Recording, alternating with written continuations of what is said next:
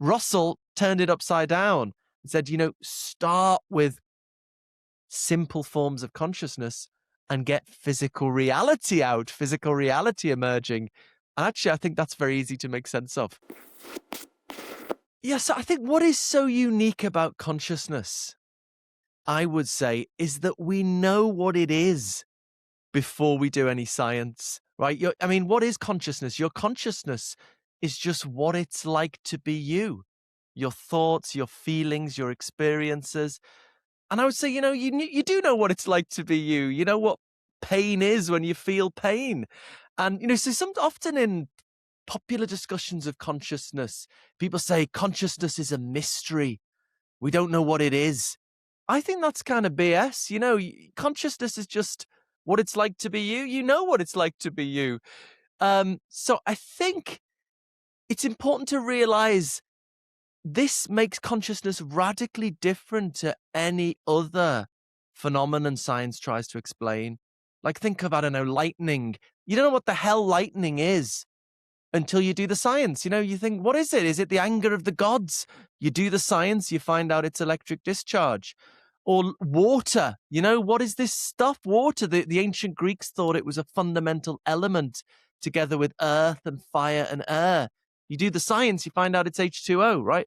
But in the unique case of consciousness, we already know what it is from the inside by being conscious.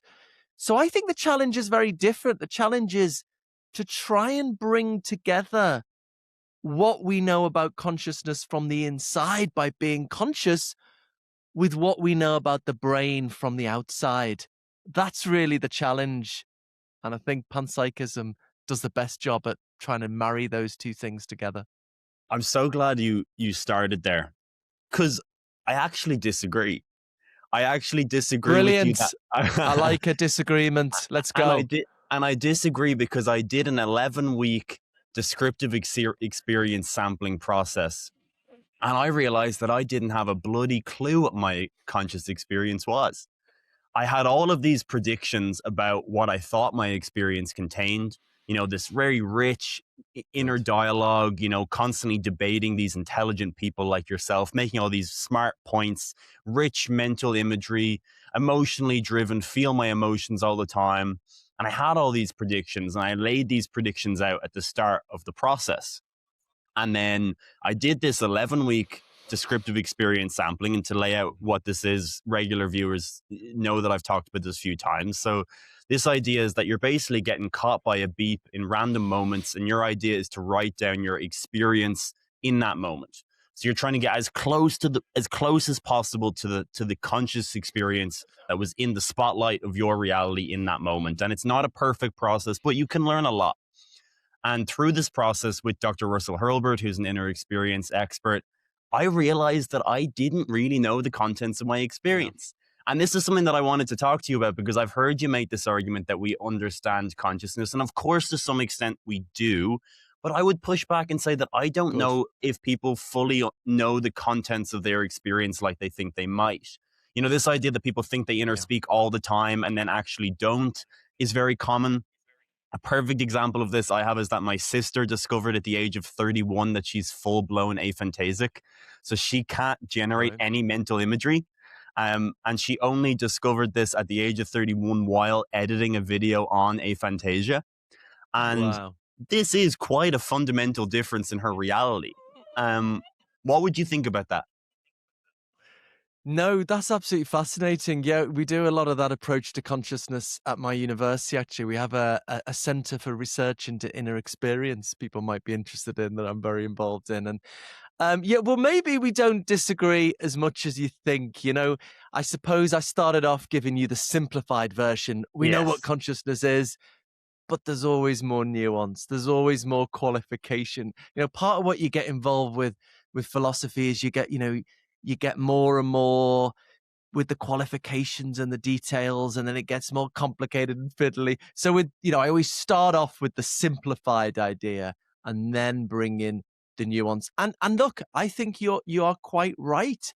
There's fascinating empirical studies, not just what you've been talking about, how we do get much wrong about our experience. Another case might be change blindness, where there's so much of our visual field, we Exactly. miss out some of the details, so much of the richness of our visual field. I mean, there's the famous example people might have come across where I'll give it away now if you haven't seen it, but there's a basketball game going on and you've got to count the number of times, I think it is, the ball goes through the hoop, and you're doing that, and nobody notices when they first do this, or not many people, that someone dressed up as a gorilla runs right through the center. So Yeah. that's a wonderful, vivid example of we think we've got this rich visual field and we understand all the details, but we do miss out a lot of it. I mean, another example, I meditate every 25 minutes every day, and for a few years, and I've realized I do miss out much of my experience of my breath. You know, you think when you first meditate, well, you're just aware of your breath. You're just aware of what's going on. But as you meditate, you realize you're subtly sort of projecting an idea of the breath, a sort of caricature onto the breath itself. So we agree, there's got to be nuance. I mean, the way I put it, here's the more nuanced formulation. Insofar as you know what it's like to be you, you understand your consciousness, right? So that leaves open, in subtle ways, you get things wrong. But still, you do know a hell of a lot about what it's like to be you. Yes. And we could, to make things simply, just focus on a very simple idea, like a very particular kind of toothache, and you pay attention to how it feels. And I would say, you have a pretty good grasp on how it feels. And insofar as you have a pretty good grasp on how it feels, you know what it is to feel that way. I mean, a feeling is just defined by how it feels. So you know what the feeling is when you feel it. And so again, we need to just contrast that with other scientific phenomena where we just have absolutely no idea what it is. Lightning, water, space, time, you're just sort of pointing at these things, and then we have to do experiments to find out what they are. But there is this one case in which we have rich understanding of the phenomenon, and we just really need to be on board with that. Maybe I could say one more thing. I mean, there's in part of this information we have about consciousness from the inside, it involves information you just can't get from experiments, I would argue. I wonder what you think of this, Evan. Like, suppose we have a blind from birth neuroscientist. No matter how much they learn about the physical processes involved in color experience, they'll never know what it's like to see red, the qualitative character of that experience. That is information about what defines the experience that you can only get from the inside. I mean, to understand someone's consciousness, you have to be able to look out of their eyes, hear out of their ears, know what it's like to be you. So Yes. that's, in that sense, it's the unique phenomenon. We need to bring together the objective and the subjective. That's the challenge. Yes, and I completely agree. I only pushed back a little because I think it's an underappreciated fact. I think that people Yes. don't fully understand the categories of their experience, and in some fringe cases, you can be very wrong. Like, again, I find it hilarious that my sister did not know that she lacked this That complete is amazing. capacity for so many years, and she's the creative one. Like, she's the video editor on the channel. She went to art school, but never realized that she cannot imagine images, she cannot imagine taste, she cannot imagine touch. She is full-blown aphantasia. And Wow. this seems to be a picture of the consciousness dialogue that seems a bit missing to me. I think that of all the theories of consciousness that we talk about, not a lot of them make an actual dent at, as you say, the phenomenology, the subjective experience. If you go from like predictive processing accounts or IIT, global neuronal workspace theory, like name your theory, none of them even make a slight dent or even attempt at understanding the raw phenomenology. And I was sort of wondering if you had any idea on why you think they're so divorced. Like, how can we have a theory of consciousness that actually isn't trying to dissect or probe or poke at subjective experience in any real way? Excellent. Yeah. Oh, you know your stuff, Evan. This is good. This is good. You've done your homework, and or you know about this topic already. Um, yeah. Look. So I think of the scientific task as trying to work out which kinds of brain activity are correlated with conscious experience, go along with conscious experience. And the things you mentioned there, global workspace theory, integrated information theory, these are rival theories of that, you know, which kinds of brain activity go with which kinds of experience. Even there, I'm sorry to say, there's no consensus, and we could go into that if you like. But still, that's not all we want, right? We don't want to just know when they go together, right? We want an explanation. Like, how come consciousness has anything to do with brain activity? Why do they come together at all? I mean, you know, you could believe in the soul, right? Like Rene Descartes did. You think consciousness is in the soul, completely separate from the body and the brain, but you can still think they go together. Do you see what I mean? So that's why the scientific task of when they go together is really separate from this more, what I think is more philosophical, this explanatory task of why. So you ask, you know, why haven't we made progress on that?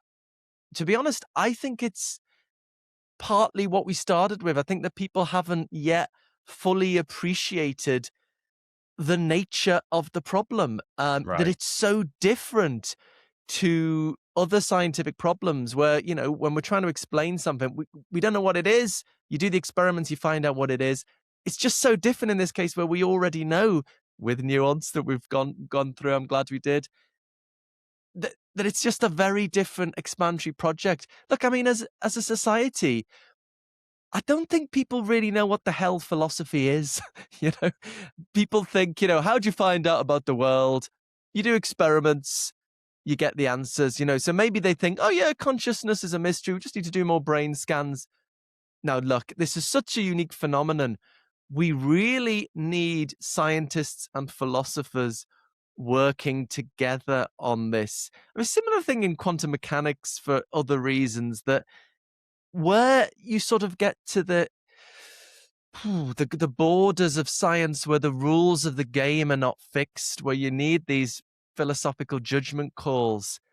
You know, we really need scientists and philosophers working together. And Yes. I mean, to a large extent, this happens, but I think we're not fully there. So that's why I think, you know, still the most popular option is this physicalist view, which basically says, oh, it is just electrochemical signaling, right?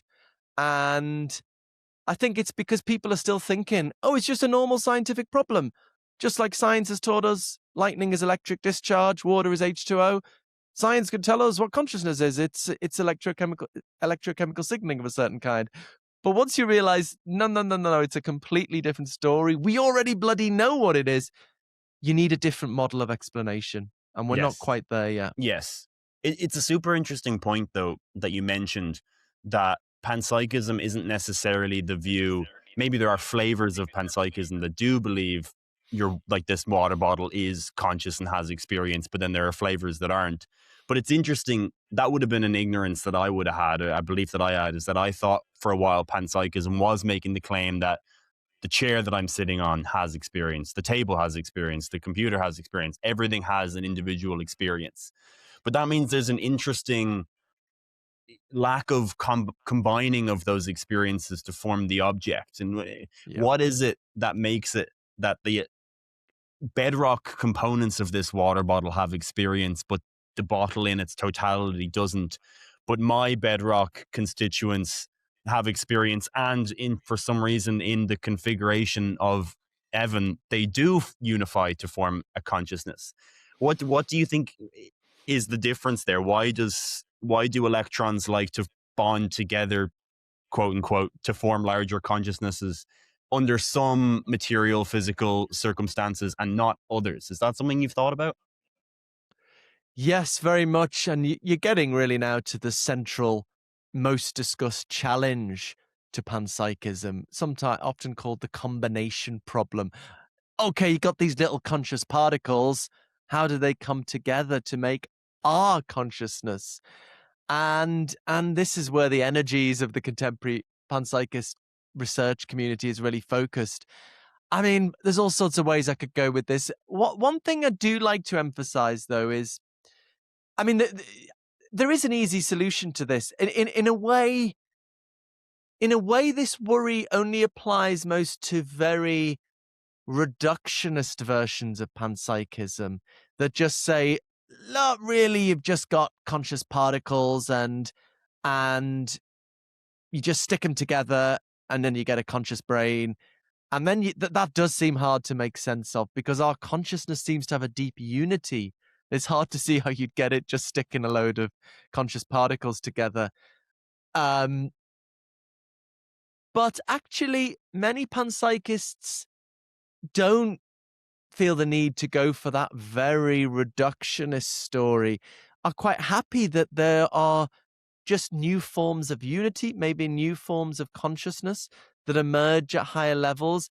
And maybe that's just a primitive fact about how our universe works, that in certain combinations, new unities emerge.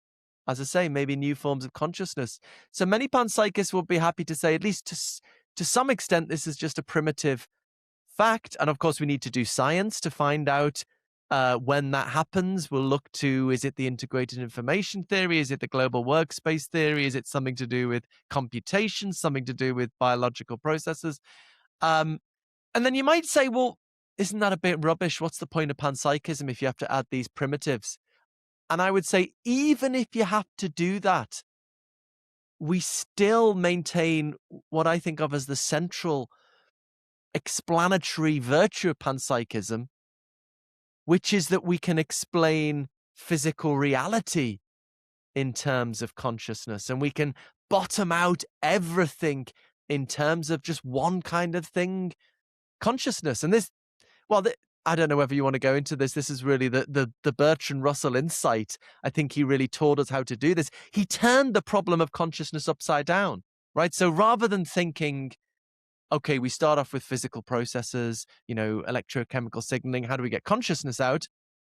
Russell turned it upside down and said, start with simple forms of consciousness and get physical reality out, physical reality emerging. And actually, I think that's very easy to make sense of. Yeah. Shall I tell you how?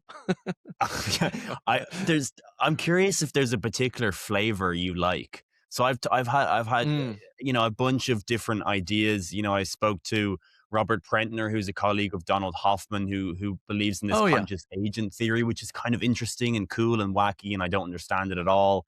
And as you say, there's sort of every variant of electrons have experience, to clumps of electrons have emergent experience, to larger, clumps of cells, particles have clumps of experience. Like, is there a particular, and then there's quantum field panpsychism, which is also sort of, also doing well on YouTube, based on particular videos and stuff. So like, how do you differentiate these different ideas? Do you have a particular liking to any of them for any reason? Because it can be very hard to disentangle these as well, and what truly differentiates them. There's also analytical idealism.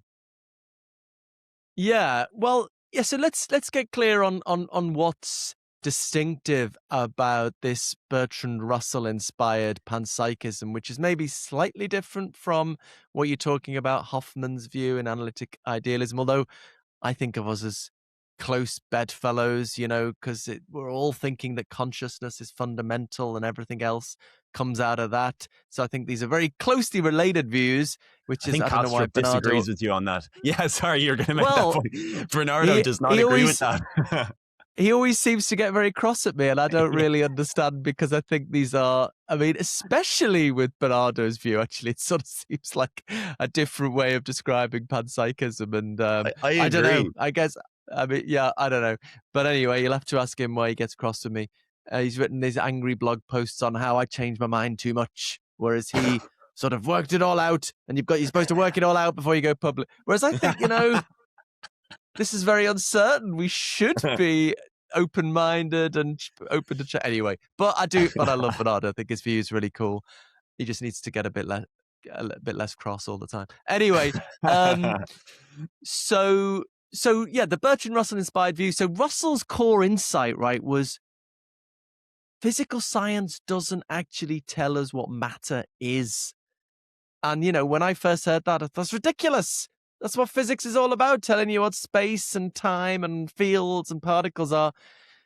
But actually, his point is now pretty uncontroversial, which is just, for all its richness, for all its wonder, physics and physical science is all about what stuff does. Yes. Right? That's what it tells us about. I like to say doing physics is like playing chess when you don't care what the pieces are made of. You just want to know what they do so you can play the game. Like, what does physics tell us about electrons? Things like mass, charge. These are characterized in terms of things like attraction, repulsion, resistance to acceleration. It's all just about what stuff does.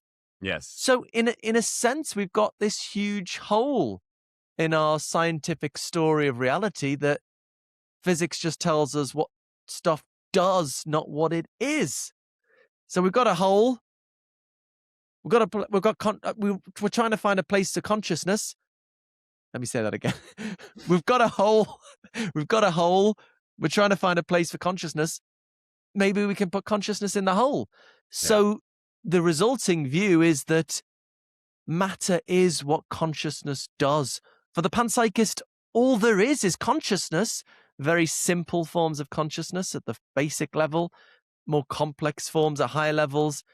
And then what physicists are doing when they talk about particles and fields, they are talking about these simple forms of consciousness and describing them in terms of their behavior. Of course, physicists don't know that that's what they're doing, but that's just because physicists don't give a shit what they are. They just want to know what they do, right? They don't care what these things are. They just care what they do. Yes. So in a way, what's nice about the panpsychist view is that it thinks the physical world is totally real. And physics is wonderful for telling us about its behavior. It's just that it's filled with consciousness. Matter is what consciousness does. Whereas I think when you get more to analytic idealism and Hoffman's view, it seems a sense of the physical world is not fully real. It's maybe a sort of projection of consciousness or something. And with Bernardo, I don't know whether it's just a different way of describing the same view when he talks about matter as something like a projection on the screen of consciousness or something. Yes. Whereas I would rather talk like a physicalist, no, matter's real. Particles are real. They're really out there. They're just made up of consciousness. So that's the general view. But if you're asking, are they particles? Are they fields? Is there a quantum solution? Look, I think we just need to be so open-minded. I mean, I've recently explored, together with a philosopher of physics, Kelvin McQueen, a neglected consciousness-based interpretation of quantum mechanics by the physicist Ewan Squires from the 1990s. That sort of, he died a little bit young, and it sort of got forgotten about. Where it's sort of a version of many worlds, where reality's kind of splitting into many versions of itself. But on Ewan Squires' version, the consciousness is all going down one of the branches. So the physical universe is splitting, but consciousness is sort of finding its way through a particular branch.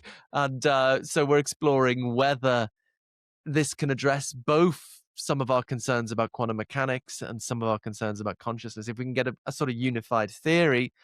But look, we just have to be very open-minded. It's early days. We still haven't even really got to first base with understanding the problem, I don't think. Yes. Yeah, it is early days. That's what I was going to ask is this an intrinsic limitation in physics that it can't describe what something is and it can only describe what it can do? Like, it can only make predictions about nature, experimentally empirical predictions about nature. Is this like a property of physics, or is it just a property of the stage that physics is at now? We lack the technology to go deeper. If only we had more advanced technology, we'd be able to see what it is. We can only see what it does because that's maybe a level higher in the experimental stack. But in 50 years, we're going to have all this crazy sci-fi technology. Maybe then we'll be able to look in and see what it is. Maybe.